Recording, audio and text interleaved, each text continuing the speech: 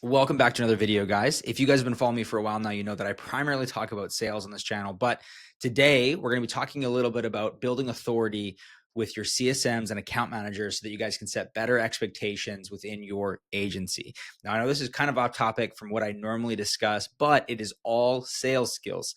And so I had this realization by auditing a whole bunch of my clients' accounts that I came to realize that so many CSMs, so many account managers struggle and clients end up churning, not because of lack of performance, not because of the CSM is amazing in what they do, but because there's not clear expectation setting happening in the right way, and or the CSMs don't have the ability when it comes to sales to be able to divert around hard-hitting prospects and or ask hard-hitting questions or set stronger boundaries and authorities and expectations. And so this video is all for your CSM team, your account manager team to watch to get more tools to be able to have a stronger fulfillment process when it comes to client communication. And so this is a 40-minute training that I've given to a team to watch. Their entire team watch this video. And so if you guys go through this, just send it to your CSM team, send it to your fulfillment team, have everybody watch it. And I hope that your teams will have way more authority going into client-facing calls within anything in the fulfillment role. So without further ado, guys, enjoy this training. Appreciate you guys watching. And if you like this, like and subscribe. What is going on, everybody? I'm really excited to bring this training to you guys today, and we're going to be talking all about how to build authority on our calls with our clients and our prospects. And I wanted to break this down in a bit of a presentation for you guys because I think that would be really helpful, and I think it's going to be a tool that you guys can use moving forward in basically everything that you do when it comes to client-facing activities. So whether it's kickoff calls, launch calls, check-in calls, whatever that might be. And this topic is going to be all around this concept of building authority, okay, which I'm going to talk about here in a practical way and explain it because some people kind of get turned off by this concept of having authority on a call. So we're going to talk a bit about that, okay? Before I do that, though, I want to give you a bit of an intro to who I am because some of you know who I am, some of you don't. So I've been working with your team as a fractional sales manager now for almost about a year and a half. Which is crazy to think about. I've done a mixture of coaching and fractional sales management, and I've worked with the sales team on and off very, very closely on a weekly basis for that entire time period. And a big topic of discussion when it comes to talking to prospects, dealerships, on the front end on the sales side is all around this concept of building authority, being the expert on the call. And so today I want to walk you through almost like a bit of a sales training about why authority is so important with the purpose of giving you a bunch of tools and ammo so that you can run your calls with clients in a really smooth way and feel like you have a little bit more control. I think this is so important to build a really successful experience for clients. But my main goal with this is that you feel like you can be more confident and comfortable running your role with some of these clients. I know that certain characters, certain people, certain personalities can be difficult to deal with and work with. We all know that. And so this type of thing is going to really help us to be able to fend off those types of individuals throughout calls. So I think it's going to be really valuable. My goal is to make it really valuable. And so I put together a bit of a presentation. We're going to jump right in. And I want to make this as detailed as possible so that you guys can leave with a few action items. It's going to be a mixture of like theory of some stuff that I want you to think about, but it's also going to be filled with like really practical things that you guys can start implementing. And I really hope that you take this stuff and go implement it into your everyday life as well, because I think this is so important when it comes to just being really confident in how we operate as a person. So let's jump in. I'm going to make my head smaller here and we're going to get into these things, okay? So, when it comes to authority, today we're going to be talking about how to build authority with your clients and or your prospects. Now, I think this is going to be really relevant. The reason I say prospects is because this is very, it's sales focused, but I think in everything we do in life, sales comes into play. Whether you're getting a job, you're selling yourself. Whether it's meeting a partner for the first time on a first date, you're selling yourself for them to trust you, right? And so there's, in my opinion, sales is in kind of everything that we do. Whether it's making a decision on where we go for eat for food with your best friend, or whether it's in a sales call, and or whether it's a account manager leading a kickoff call or onboarding call, which, just so you know, is the most important thing about this entire process. Sales is cool, all that, fulfillment's cool, the marketing's cool, but the account management side is the most important thing, in my opinion, over everything else. Results are great, but long-term relationships are built on these calls. And so it's so important that you guys feel pride in that, which I'm going to talk a bit about here in a second. All right, so what we're going to be talking about today. Now, this stuff is not going to be any specific order because I realized after I made everything that it wasn't. So we're going to run with it. So how are you going to, what are we going to cover? We're going to talk about how to build authority without being the CEO. A lot of people feel like you have to have a position like a CEO in order to have authority. We're going to talk about that. Debunk it. The unexpected standard, which I think is a really cool concept around hospitality that we're going to talk about today as well. How we say things matter, which I'm going to get into at the very end, and controlling our calls from start to finish. Action steps to create a more authority right away.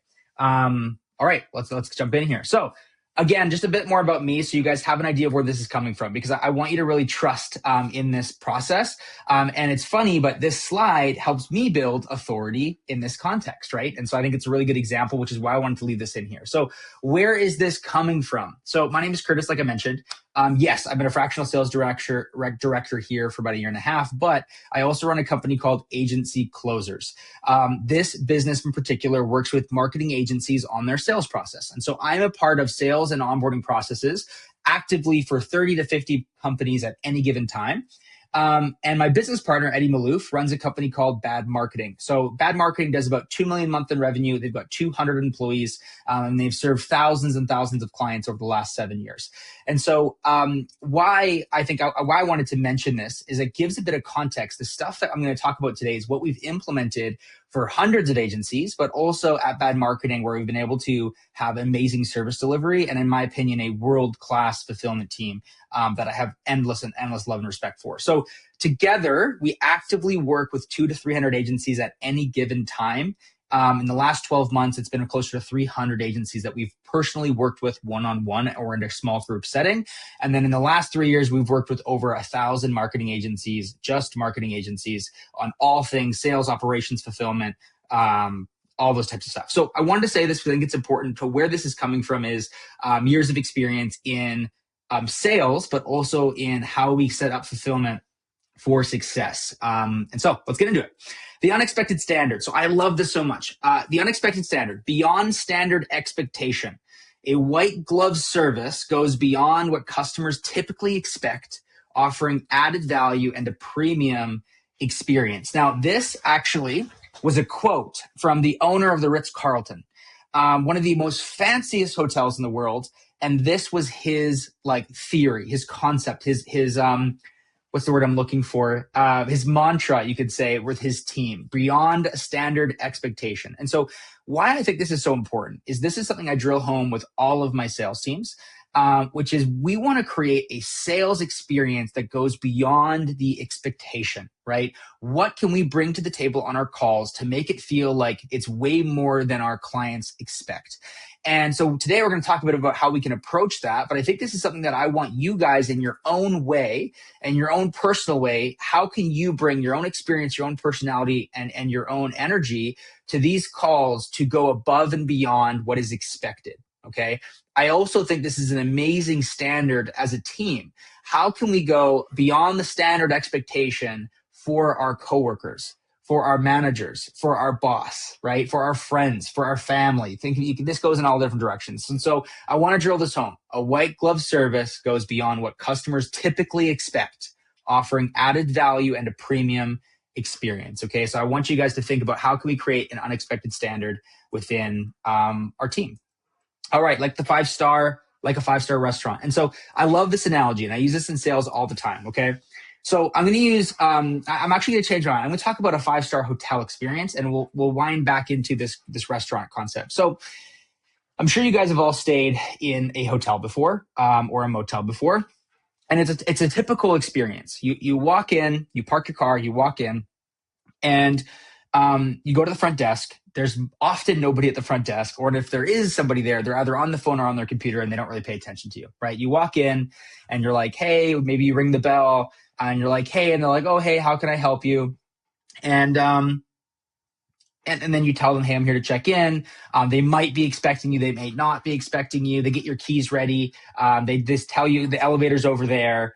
You're on the 3rd floor and you go kind of aimlessly find your hotel room. You open the door it's a 50-50 chance if somebody else is in there right now, or if there's like, if it's messy, or if it's the right room, or if it's a good room, maybe it's small. You walk in and the lights are off and it's a really average room with white sheets and ugly carpet, right? And it smells like a hotel. That's your hotel experience. That is a typical hotel experience that I just described. Doesn't matter what type of a hotel you're going to. Now, I came up with this reference because in July, I got the experience to go to a really cool event to speak. And the reason I say that is because we are staying at a really, really fancy five-star resort in Mexico. And I would never go stay at a resort like this because it's quite expensive. It's a couple $1,000s a night to be at this restaurant or to be at this hotel. And luckily, I didn't have to pay for it. So I was excited to go experience this. But this was the experience that you go through at a 5-star hotel, which goes into the restaurant, okay? I drive up with a personal driver from the airport. The hotel picked me up from the airport. So out of the gate, my experience is amazing. I had a Corona and a cold bubbly water in the car with me on the way to the hotel. As we drive there, I drive in comfort. I get to the front gate of this hotel. I don't even see the hotel yet, and there's a front gate. And they check out with the driver, and they ask who I am. Who is the guest that you have in this car? Oh, it's Kurtanderton. They welcome me at the gate by name, and they call ahead to the staff in the lobby to let them know that I'm coming. The car pulls up. Somebody opens my door and says, Mr. Anderton, welcome. I'm like, what the heck? This is crazy, right? I get out of my car. Somebody's in the back of the car already getting my luggage. And they're like, hey, sir, we're going to take all of your luggage to your room. Don't worry about it. We've got it. Somebody then immediately hands me some champagne. They walk me to I'm not even in the front door yet. I've got champagne. I've been welcomed by 3 people by name. They open the door for me. I walk in. I get sat down at this like side table to onboard me, and there's music playing. They welcome me by name again. They offer me snacks, right? They check me in. They give me this amazing check-in experience. I finish my champagne. They take my glass. They guide me with this amazing individual that gives me a tour on the way to my room. I open the door. My luggage is already laid out perfectly for me. The light automatically turns on. There's music playing. My name's on the TV. The blinds open up automatically. And it's this incredible experience. But this is the crazy thing. The room wasn't that nice. It wasn't. It was an average hotel room. But the difference was the individuals and the people that created an unexpected experience that made this so exciting and so cool for me to experience. And I, so much so that I'm talking about it with you guys. And there was no difference than that in a normal hotel. The only difference was the people and how they made the experience feel. And that is the unexpected standard. Okay. Now, why is a restaurant on my screen right now? 5-star restaurant. There is standards at a 5-star restaurant. You cannot wear flip-flops and board shorts to go into a 5-star restaurant. They will not let you in. It does not matter how wealthy you are or who you are. There is a dress code for a 5-star restaurant. Okay. I have a friend of mine who makes a lot of money. He's very, very wealthy, makes hundreds of millions of dollars. And if he tried to go into a 5-star restaurant without a shirt on and board shorts, he would be refused at the door. It doesn't matter that he's got a lot of money. It doesn't matter that he's famous, right? Hypothetically famous. He is not allowed in the restaurant because he does not meet their expectations. He does not meet their standard, okay? This is a concept that I want you guys to really grasp and understand. This is what we are doing and doing our best to do in the sales process is we want to qualify a prospect, meaning that we want to make sure they're somebody we actually want to work with, that we can actually help, so that we can set them up for an amazing experience once they get onboarded. But not everybody gets to have that opportunity. Some people are rude to us. Unfortunately, we have a lot of people that are quite rude to us on the front end that we have to literally hang up on because sometimes they can be so nasty. Sometimes people try to walk all over our process and they're very, very disruptive and kind of like sharp personalities that we have to be able to fend off and often turn away, even though they're successful, because they're just not the type of people that we want to even talk to, let alone work with. And that's this concept of a standard, that if you do not meet our standard, you do not get to be part of our team. Now, this is something that is always being adapted to, right? Maybe it started where you had to have shoes on, and then it turned into that you had to have a shirt on, and then it turned into that you have to have a button-up shirt on for it to make sense, right? So the standard is always going to be changing and adapting. And so obviously we want to make sure that we are aligned with that. But the point I want to make is that we want to create a 5-star experience. Not everybody gets to have that experience, but the people who do, we go above and beyond for, and we create an unexpected experience. All right, I think I drilled that home enough. All right, cool. So here's some examples of white glove experience to finish all this off. Generic response. When we're on a call, we give a generic answer, right? Instead of a personalized communication, that's kind of like matching the prospect's energy, right? If they're high energy today, we match that high energy, right? If they're lower energy today, maybe we chill out a little bit so they feel comfortable, and we personalize the way we communicate based on the prospect we're talking to, or the person we're talking to, or client we're talking to.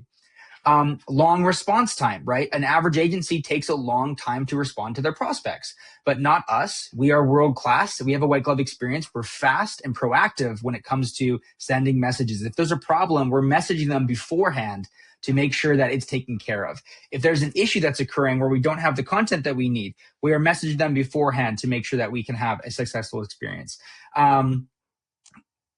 Confusing offer, right? And this is something we'll skip over because it's not really relevant to you guys, but maybe there's a confusing part of the process that we can make more clear. And so we make it clear and driven with a strong presentation, which you guys do extremely well on your kickoff calls and your onboarding calls, which I love, or your launch calls. Pushy closing versus a consultative close, right? Our sales team focuses on this consultative energy where we're here to help, we're here to find problems in your business, and we're here to solve those problems for you. And then ghosting post-sale, meaning that we do not ideally close people and then just let them off and never talk to them again. We've got Josh and Kaya on kickoff calls whenever they have the availability to make that handoff. It's a white glove experience. We're handing off to the fulfillment team. All right, moving on. Building authority. Now, you must have more status than your prospect. Something that I want to talk a bit about that I realize is not in this presentation. And I want to talk a bit about what the concept of authority and what authority actually means by a definition. So there's two different definitions that I really liked about the word of authority and what it means, okay? The two definitions are, the first one, the power or right to give orders, make decisions, and enforce obedience. Now that sounds kind of like scary almost, right? But I want you guys to think about something, okay, with the meaning of what authority means. The power to give orders, which means the power to make decisions for our prospects, right? They come to us because they want us to lead them in a strategy for marketing that they do not understand, right? So that gives us the power to give orders on what we need them to do. We need you guys to have this type of a sales process. That is an order that we are giving. I know that sounds like a really negative term of an order, but that's the approach. They're trusting us. They're giving us the authority to make those decisions for them and to enforce them so that they're successful.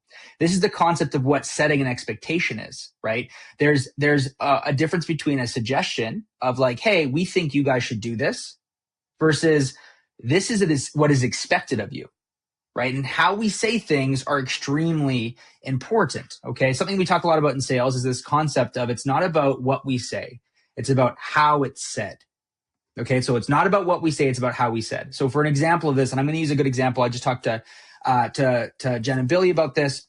So when somebody's being onboarded and we're talking about the needs that we have of them that are like the most important things for them to be successful, right? I'll give you like a random example from another team that I work with, okay? So clients will come in and they will not provide their past assets. They don't give us graphics, they don't give us logos, they don't give us content. So we can't actually create the emails that we need successfully. We have to go out of our way to make our own. And then the emails are not on brand and there's less of a problem there when it comes to creativity and we don't have the assets to make them more customization. And then the emails don't perform as well, right?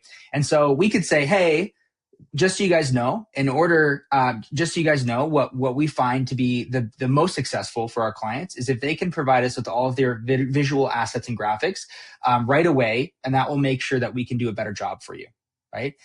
Some people might feel like that was an expectation, but that is very much of a suggestion, okay? An expectation would be, In order for this process to be successful, we must have your assets before we get started, or this will not work, right? We're saying the kind of the same thing, but one is said very differently, okay? And that's this concept of authority. We're setting an expectation.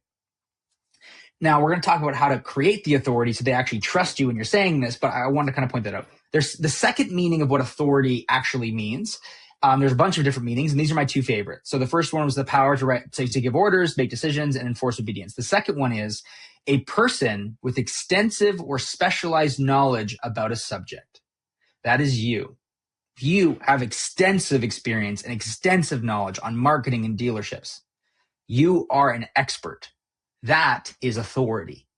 And so you combine these two things, and we've got an expert who can enforce requests, we'll call it, instead of orders, and lead our prospects in a strategy.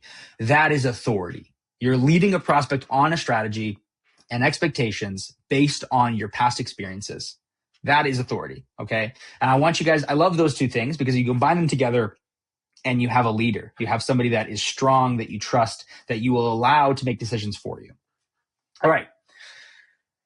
Now, there's this concept of status. I'm going to give you a perfect example of this. Some people hate this word. And there's an individual who was famous online recently that said status a lot. And so it gave a really bad reputation. But a concept of status has been around for centuries. Okay. I'll give you a perfect example of this. A CEO technically has more status than maybe the sales director, right? He's the owner of the company. I'm an employee at the company. Different. There's different status there, right? So how do you make more authority? How do you make more status for yourself? There's different rules that we can take from this. Now, some of these are actually from a very old book called 48 Laws of Power. Interesting read. If you read the summary, it's kind of dark in some areas, to be honest, but it's what politicians and leaders use to basically like enforce and lead countries. And so some of these rules of thumb are from this book. Some of them are from my past experiences. So one of them is make them come to you. So I'll use an example from sales team so that this kind of drilled home. Make them come to you. I have this concept that my agency, my business is my house. It's my fortress. When you come to my house, I open the door and I welcome you in, and I set the standard of whether you can leave your shoes on or not because it's my house, right? They're coming to me. And there's this concept. I'm going to use the example of dating just because it's the best example. It's like playing hard to get, right? If you're super needy, the person might get a little bit annoyed by you. But if you're kind of like, yeah, I don't really need your attention, I don't really need to go on a date with you, they're actually drawn to that. And so you cause them to come to you. So in a sales process, I have a couple different rules, which is I never, ever, ever, ever book a meeting on a prospect's calendar. They always must come to my calendar. Why? That kind of sounds funny, right? Why? I want them to get my automation emails. I want them to get my signature when I send that email. I want them to get my reminders. I want them to be into my Zoom channel with my Fathom recording, right? Because that's my experience that I'm setting. And so I want people to come to me. Now, this is a bit of a different story for you guys because you're leading, so you need to tend to go to your prospects, but I still think it's an important concept for you guys to get.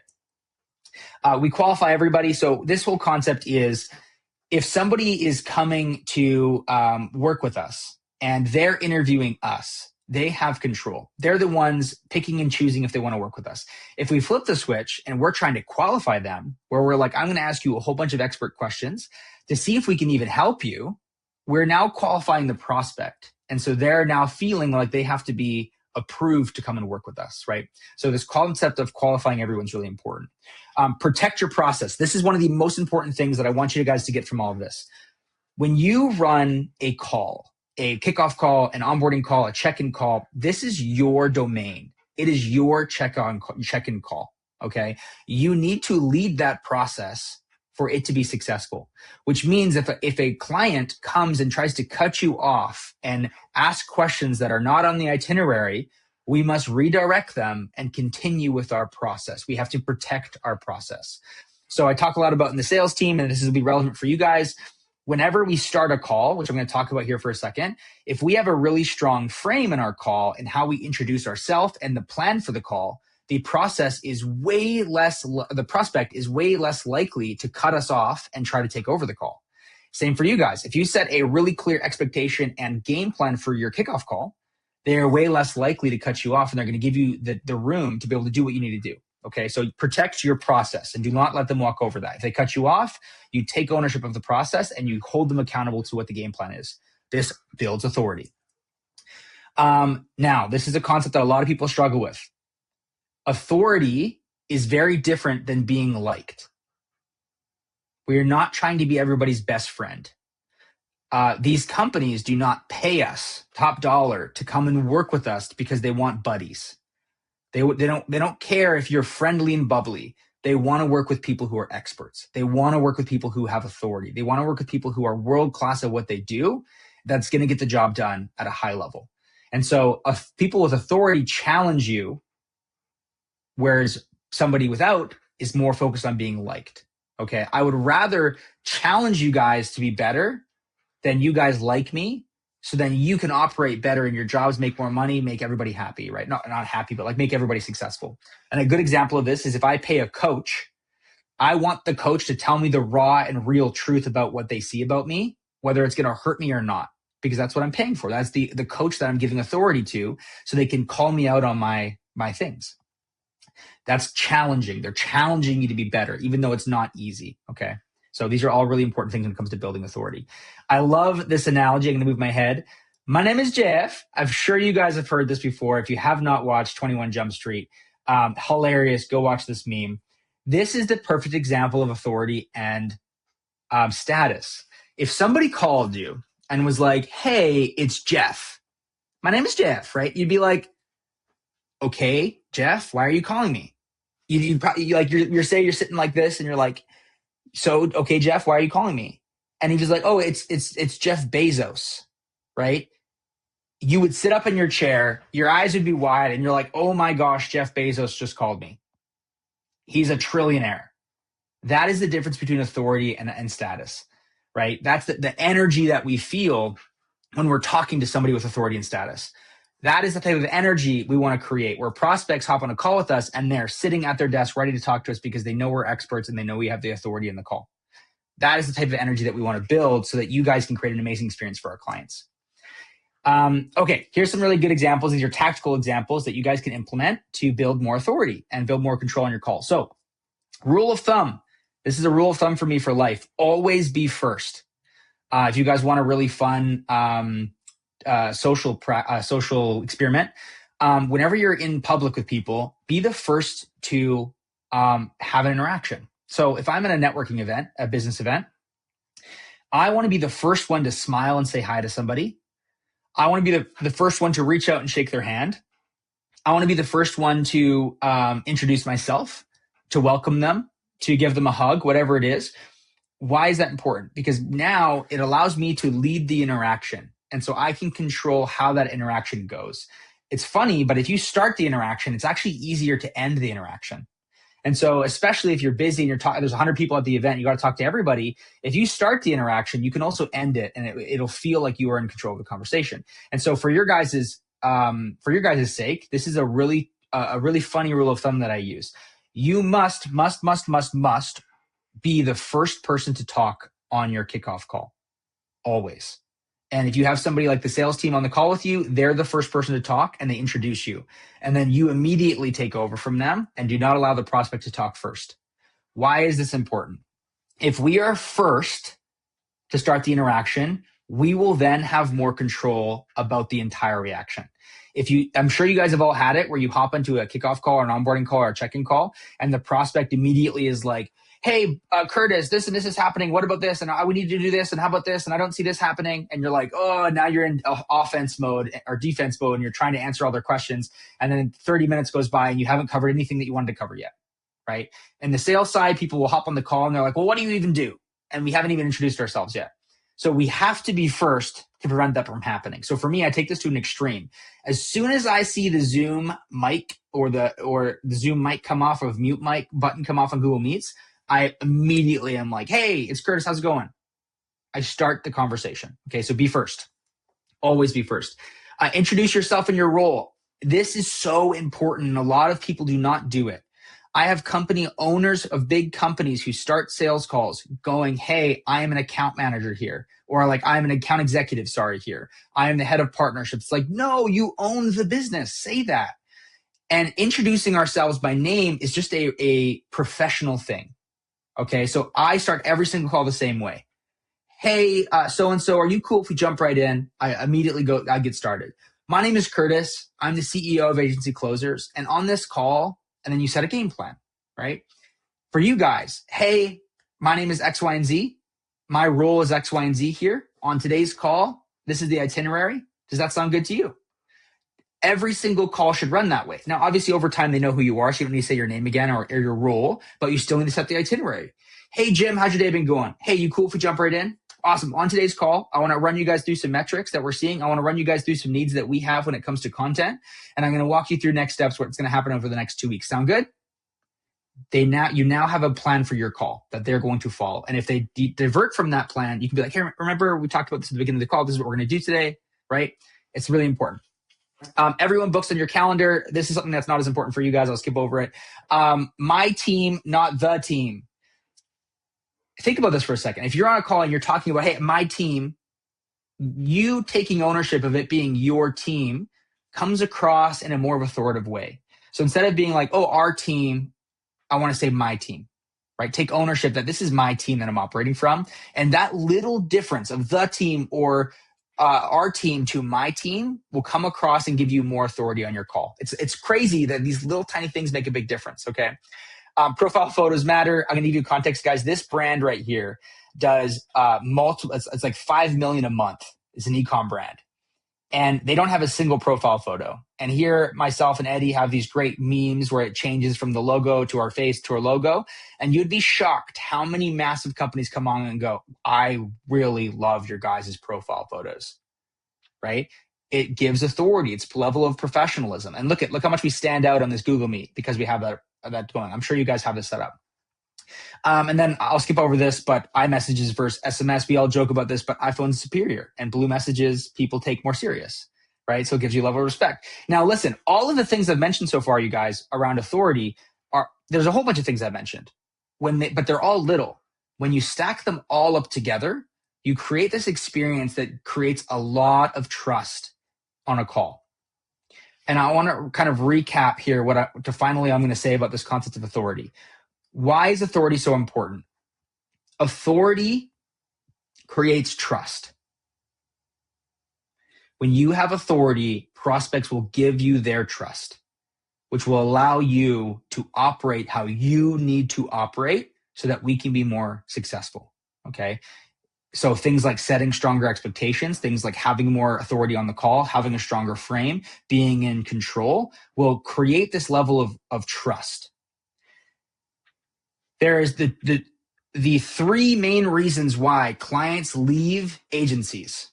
Just for context, guys, I've taken thousands of sales calls and every single person says the same thing. There's three things. My last agency did not get me results is one of the top ones. The next one is my agency did not communicate with me. They were constantly behind. I didn't hear from them for months at the time. Sometimes I didn't hear from them for 2 weeks straight, right? Communication was really bad. It's number two. Often the communication is actually more than performance. Some people will be okay if they have less performance if the team is better at communicating. It's crazy, but it's true. We're setting expectations. We're setting game plans, right? You get the concept. Lastly is the team was not proactive enough. I constantly had to get after them to do things. And the crazy thing about this, you guys, is that communication and the authority with your communication and the trust that comes with will actually allow your proactivity to show. So a big thing for me is I never assume. I never assume that my prospects or my clients or my friends know what I want. I always have to communicate it, right? And so that's why expectations are really important, okay? Cool. So moving on. How to stay in control always. So if we start each call strong, the rest of the call will flow in our favor. Start with a game plan. So an example of this is in our sales calls. If we start with the call with a concept called rapport building, where we're like, oh, hey, Jim, how's the weather? How you doing? How's Cincinnati today? How's your kids? You're giving an opportunity for the prospect to step in and take over. These guys are really busy, right? They own a dealership. They own a company. that does millions and millions of dollars. They're busy. They got clients coming in and out of their office. And so they don't really care about the rapport building side. In some cases they do, but I want you guys to have this concept of like, you guys can build rapport and create relationship, but do it after you start the call. And that's kind of all my only suggestion. So you get in there. Hey, Jim, how's your day been going? Oh, good. How is yours? Hey, my day's been great. Hey, just so you know, we'll jump right in on this call. Today, we're going to be going over metrics from the last month, what we're going to need for content for the next 30 days, and I want updates from you on the sales team. Does that sound good to you, Jim? Yeah, that sounds good. Well, hey, Jim, awesome. How's your day been going? Right? So like we're setting the expectation for what the call is going to do before we do anything else. It's really, really important. And it'll give you more control and it'll allow them to go, okay, Curtis has a game plan today. I'm going to sit back and relax, right? If I'm showing that I have a plan, they're going to follow my plan. If I start the call and I'm like, hey, Jim, how's your day going? What's the weather like? How's your kids? They're like, does Curtis have a plan for today's call? Because I'm really busy. Hey, Kurt, like, what's going on, man? Like, can we jump right in? Right? And then they automatically assume that you don't have a plan today and it's going to be a waste of time, which is not, because you guys are amazing at what you do. So we need to set that game plan to make them feel confident that we have a plan. And this needs to happen on every single call, no matter what. We do this on the setting call, the closing call, the third call that we have with sales, with our prospects on the sales side. Follow the game plan and hold each client to that plan. Okay. So this goes into this concept of setting expectations. When we bring a new client on and they get onboarded, and just hypothetically, this was a conversation recently, we're talking about how some clients do not deliver certain things to us, like content or access to certain softwares. If we set an expectation, which is the game plan, and that expectation is very direct, going off this concept of how we say things is really important, and we go into, hey, Jim, listen, we need you guys. We need you guys to show up to every single check-in call. This is a non-negotiable, right? Do you agree to do that with us? Can you do that? Is there any reason why you can't make that happen, right? Okay, that is the plan for our relationship moving forward, and that is the expectation that we have. Are we on the same page, right? Yes, that is now an agreed upon game plan for the remainder of our relationship with that client. It's super direct. It's super blunt. So in the moving forward, I could be like, hey, 2 weeks in, hey, Jim, remember, we've agreed that we're going to make sure that we meet at these meetings, and it's a non-negotiable. They're really important for us to be successful. You were unable to make it today. Are you able to hop on in the next hour or two, right? We're holding them accountable. It is their responsibility because it's the standard that we set, okay? Because it's the game plan that we created. If that game plan is direct and understandable, they will follow it. Hey, Jim, we need 5 pieces of content minimum this next month, within the next 30 days, and preferably within the next 2 weeks. We have to have this content or ads will not work. When can you have that done by? Well, we're pretty busy right now. Totally hear you, Jim. But if we're going to get this ad campaign up and running and for you to get results, we need this. Like we talked about on our kickoff call, this is like a non-negotiable. We have to have content. So when are you guys going to have this done? You see how I'm not asking them if they can make it? It's when is it going to be done? It's a different tone. It's a different level of expectation. And it's been the game plan that we created together. And so they're more likely to follow it because they've agreed on the plan. Okay. So follow the game plan and hold each client to that game plan. We're setting the expectation and holding the expectation.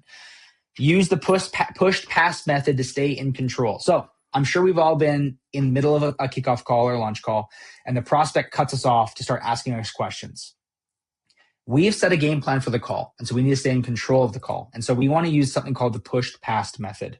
What you're going to do is basically ignore what they just asked you and continue on your conversation. Yay, totally, Jim. Great question. I'm going to get to that in a second here. But before we do, I need to cover X, Y, and Z. So tell me a bit about, and we just push past it, right? Hey, totally get it, Jim. I'm going to walk you through exactly what our CRM process looks like. But first, I want to make sure we set some expectations here about content. So, and then you continue on, right? You're pushing past their question. Of course, we want to answer that question later, right? But we've set a game plan for our call. And if they try to change that game plan, we need to hold them accountable to that game plan. So we pushed past what they said. If they have a problem and they're like, hey, like second time, they're like, hey, man, I just have these quick questions for you. Can we just go over them? Yeah, totally get it, Jim. Like we talked about at the beginning of this call, this is what we're going to be doing first, and then we'll walk through all of your questions. Does that sound fair? Yes. Again, we're now holding to the game plan that we've set, right? So that's called the push pass method. I joke around. This is what like the politicians use where they avoid answering the question.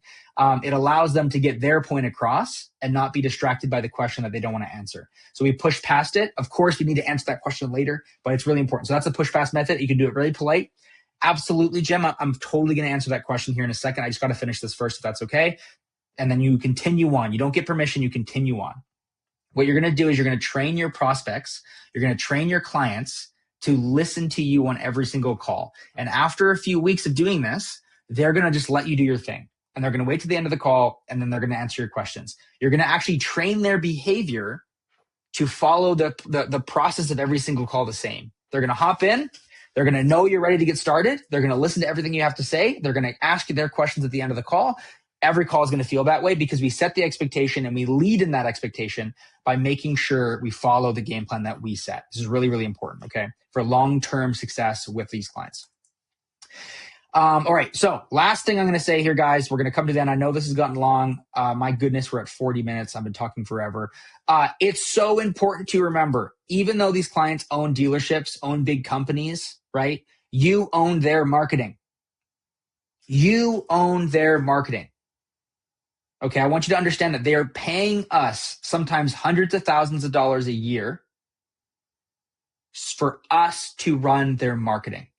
We have the authority in this situation. They are coming to us and they've paid us. And I need you guys to feel that weight, take control of that, take that responsibility, take that expectation on your shoulders and lead, because that is what they're here for. They want a team that is going to lead them proactively and make decisions on their behalf.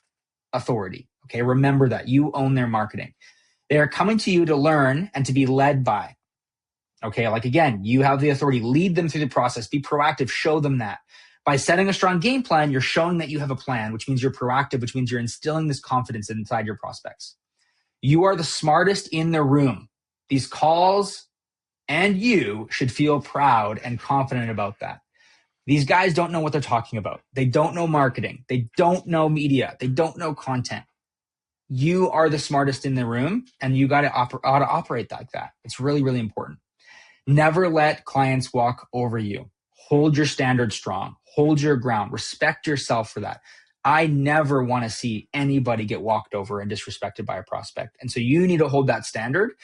There is this concept that I want to drill home to you guys, okay? This concept is you get what you tolerate. You get what you tolerate. If you let people call you at midnight and you pick up the phone, guess what? They will keep calling you at midnight and disrupting your sleep. If you do not pick up the phone, they will learn that you will not tolerate that behavior and they will not do it. If a prospect is messaging you at 8 p.m. about something silly and you respond, you're training your client that they can get a hold of you whenever they want. If you do not hold them to the standard of the kickoff call on the launch call, and if they didn't do the content in that time period and you do not hold them to that standard, guess what? They will continue to not do that for you. If you are holding them to the standard that we set, you're going to get a different person out of them, right? You get what you tolerate. How you let people treat you is how they're going to continue to treat you. I know it's a hard truth, but it's the truth, right? So I know this was a lot of information all at once, and I know this got a little bit long, but I really appreciate you guys watching this. And the main takeaways that I have for you guys from all of this, I want you to feel confident and secure and proud of your process. And I want you to take ownership of leading that process, whether it's in sales, whether it's in your onboarding process or fulfillment process. I want you to work on this concept of authority. And how we build authority on our calls is that we're first. We start calls first with confidence. We set game plans for our call, and we keep people accountable to those game plans. If they are not following our game plan, we make sure that they understand the game plan and we reset expectations. We do this starting with the sales team, then the kickoff call, then the launch call. All of us together are going to work together to create an amazing standard and expectation that is clear, direct, and blunt. How we say things are really important, so that the rest of the relationship, the prospect is trained and ready to follow the expectations that we provide them. We have to have content within the next 30 days, or these will not work, or this will not happen, or this will not get started. That day comes. Jim, I told you, we agreed upon this twice in our onboarding call and our launch call. Content has to be done every 30 days. This will not work now because you guys did not deliver that. This has to be done this weekend, or we're not going to be able to get ads live on Monday. Right? That is their responsibility now because we set the expectation and we made a game plan and they're now not following it. It is on their shoulders. Okay. But that will not work unless we set really strong expectations with authority. Be first, be confident, lead with game plans, hold them accountable to that expectation, and make sure we watch how we say things. And you are going to have way more control over your client success process.